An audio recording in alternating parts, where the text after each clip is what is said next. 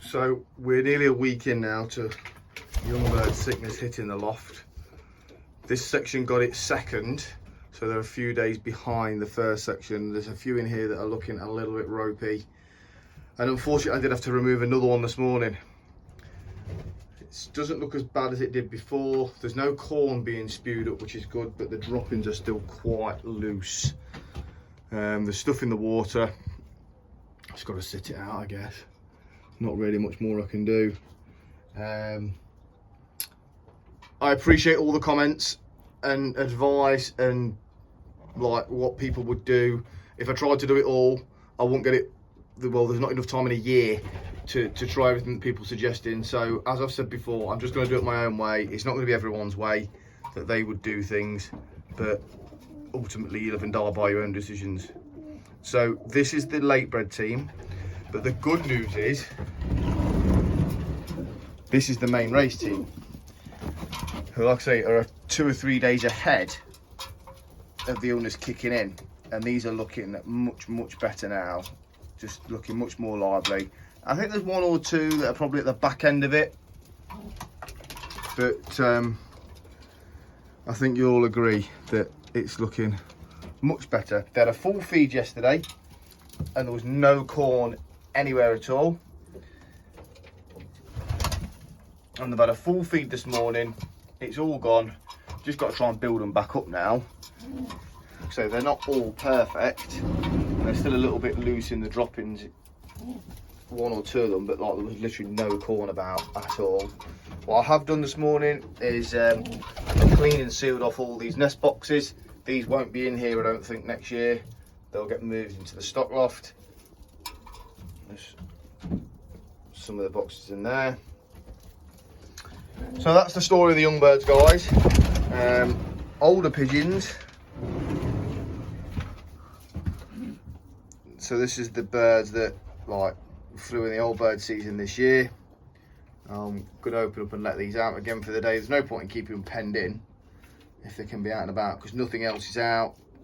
Get them out on the open loft, let them enjoy their liberty. Stock hens in here again, touch wood, don't seem to have too many issues in here. There's a couple that have laid and stuff like that. I think it's just 2 hens going together, but we'll just remove all those eggs and we'll get them back to just being split. There might be the odd cock in here because there's some young birds, so that might be part of what's happening with the laying. That might be a cock, I'm not sure. But that's the hens, and then the stock cocks are around the back. So yeah, we just keep going, and hopefully we can come out the other side. I've got my plans coming together for the winter and next year, which I'll go through with you. And what I'm going to do now is just go through and talk to you about the breeding of the first 3 or 4 pigeons from last week's race. I wanted to do it sooner, but obviously I've had a bit on my plate trying to get these birds all sorted. So the first pigeon back last week was there, look, 40836. That is from 2 pigeons that I bought from the RPRA One Loft race. Oh, sorry, I tell a lie. The cock was from the RPRA One Loft race and the hen was from the Potteries race, I believe. Let me just double check. Yeah, so I've got Foxstone Crowd Surfer is the sire and Foxstone Exceed is the dam. Exceed was from the Potteries race. She's absolutely nuts. If you go anywhere near her nest, she just goes absolutely bonkers.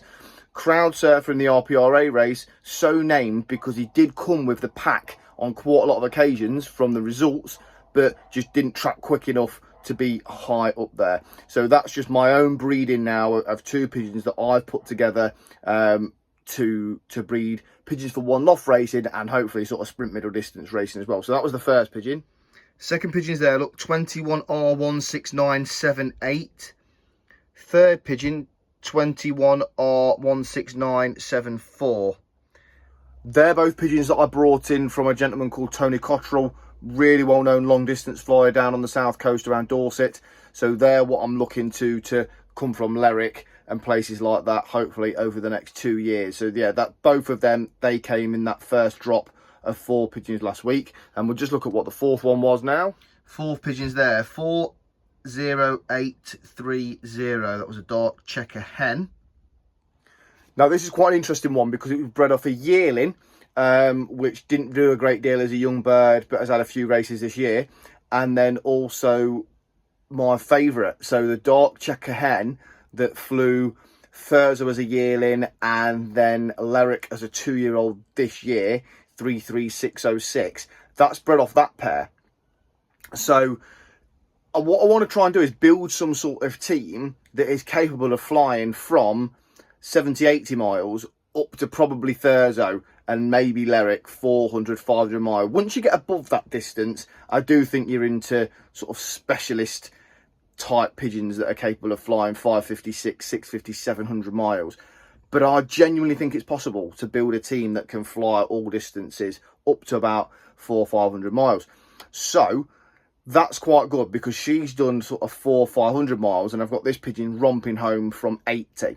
So I also know of people in one loft racing that have used long distance pigeons, sending them to one loft races and scoring with them in the sort of hotspot races at 80, 90, 100 mile, and then right out to the finals at 253, 350 miles as well.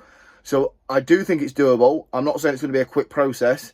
I think the biggest decision I've got now over the next 3 months or so is how to race the old birds next year. I've got a few ideas bubbling around in my head, which I will run through with you guys. I guess ultimately I'll make my own decision on what we're going to do racing them, but it'll be great to get input and just thoughts and feelings.